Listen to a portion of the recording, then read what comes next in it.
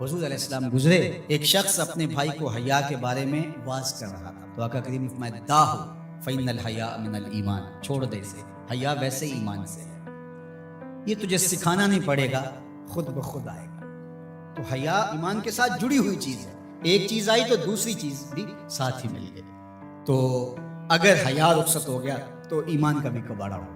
اور حیا کے جوہر کو چھیننے کے لیے نادیدہ ہاتھ کام کرتے ہیں، وہ اس لیے کرتے ہیں کہ حیا کے ساتھ ایمان جڑا ہوا ہے۔ جب حیا باختہ ہو جائیں گے تو ایمان سے بھی ان کو خالی کر دیں گے۔ ان کو یوں کہنا کہ تم کافر ہو جاؤ، اسلام چھوڑ دو، کوئی بھی نہیں کرے گا۔ تو بہتر نہیں ہے کہ ان کو حیا سے خالی کر دیں، تو وہ ساتھ پیچھے پیچھے ساتھ ہی چلی آئے گی چیز۔ تو اب دشمن کی یہ چال یہ ہے کہ یہ مسلم کافر تو نہیں ہوں گے، لیکن اس طرح کیا جائے کہ ان کو مسلمان بھی نہ رہنے دیا جائے۔ اب یہ جو کچھ ہوا ہے، ایک قانون پاس کر دیا گیا اور مردوں اور عورتوں نے اپنی جنس تبدیل کرنا شروع کر دی، اور لوگوں کو پتہ اس وقت چلا جب 29,000 لوگ جو ہے وہ اپنی جنس تبدیل کر چکے تھے، مردوں سے عورت اور عورتوں سے مرد۔ اور اس کے جو دور رس نتائج ہیں اور اس کے منفی اثرات ہیں، ایک عورت اگر اپنی جنس تبدیل کر لیتی ہے تو کل وراثت کے اندر وہ پورا حق لے گی، اس لیے کہ اس کے شناختی کارڈ کے اوپر جو ہے وہ مرد لکھا ہوا ہے۔ ایک مرد جو ہے وہ خاتون بن جاتا ہے تو وہ عورتوں کے واش روم میں گھس جائے اور پھر کوئی خرابی پیدا ہوتی ہے، اس کے بعد اس کو گرفتار ہی نہیں کیا جا سکتا، وہ کہ میں تو عورت ہوں، یہ تو ممکن ہی نہیں ہے۔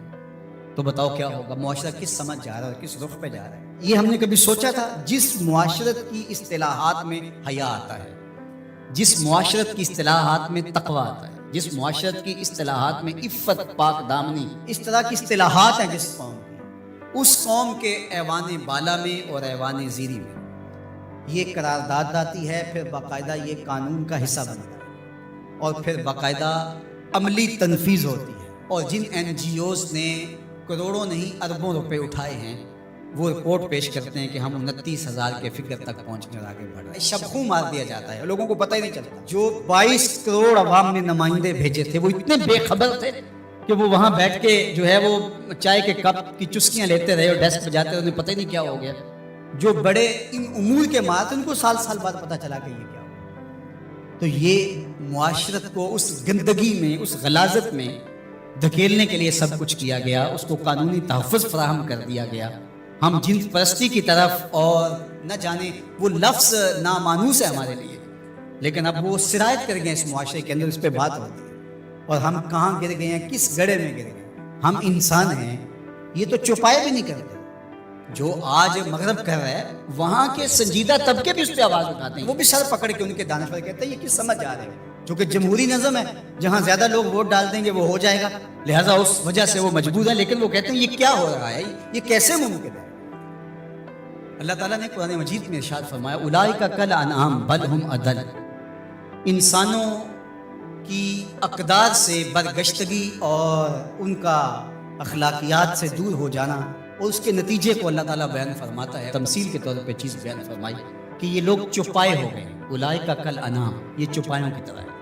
آگے فرمایا بل ہم اضل، بلکہ یہ چوپایوں سے بھی بدتر ہو گئے۔ آپ نے کبھی نہیں دیکھا ہوگا کہ کسی نر چوپائے نے نر چوپائے کے ساتھ جفتی کی ہو۔ جب جنسی خواہشات پیدا ہوتی ہیں تو وہ اپنی مادہ کو تلاش کرتا ہے، کبھی نر سے جفتی نہیں ہوا ہوگا۔ لیکن انسان جب اخلاقیات سے گرتا ہے تو وہ اتنا گندا اور بدتمیز ہو جاتا ہے کہ یہ تمیز بھی ختم کر دیتا ہے جو چوپائے بھی رکھتے ہیں۔ تو یہ ہے چوپایوں سے بھی بدتر ہو جانا، غلیظ گندا عمل قوم لوط اس کی زندگی کا حصہ بن جاتا ہے۔ اور بندے کے پلے بچتا کیا ہے، اس کے پاس رہتا کیا ہے جب وہ اتنا غلیظ ہو جائے؟ اس کی روح بھی زخمی ہو جاتی ہے، اس کا باطن اور ضمیر بھی داغ داغ ہو جاتا ہے جب اس کی نظر میں غلاظت آتی ہے اچھی جائے کہ وہ عملی طور پہ غلاظت کے اس درجے پہ پہنچ جائے۔ تو یہ چوپایا نہیں قرآن نے کہا، بلکہ چوپایوں کے ہاں بھی ایک تہذیب کا درجہ ہے، اس کو کراس وہ بھی نہیں کرتے، لیکن یہ چوپایوں سے بھی بدتر ہو گئے۔ تو کیا جو چوپایوں سے بھی بدتر ہوں گے اس کا تتبع کریں گے؟ جو چوپایوں سے بھی گندے ہو جائیں گے، کیا وہ ایک انسانی معاشرے کا شعار ہو سکتا ہے؟ اور کتنی بدبختی یہ ہے کہ اس طرح کے قانون دنیا کی پارلیمنٹس کے اندر جو ہے وہ پاس کیے جائیں گے، باقاعدہ حکومتیں اس کو سرپرستی فراہم کر رہی ہیں۔ بد تہذیبی کو تہذیب قرار دے دیا جائے تو اس سے بڑی بد تہذیبی کی، گندگی کو، غلاظت کو اگر گلاب کہہ دیا جائے تو اس سے بڑی بد تہذیبی کیا ہوگی؟ تو یہ معاشرت کی گندگیاں ہوتی ہیں، لوگوں کے ذہن کے اندر پنپنے والی گندگیاں مجسم روپ میں آ جاتی ہیں، اور وہ معاشرہ پھر انسانوں کا معاشرہ نہیں رہتا، وحشیوں کا معاشرہ ہو جاتا ہے، بلکہ وحشیوں سے بھی بدتر معاشرہ ہوتا ہے، بل ہم عدل کاملی روپ بن جاتا ہے۔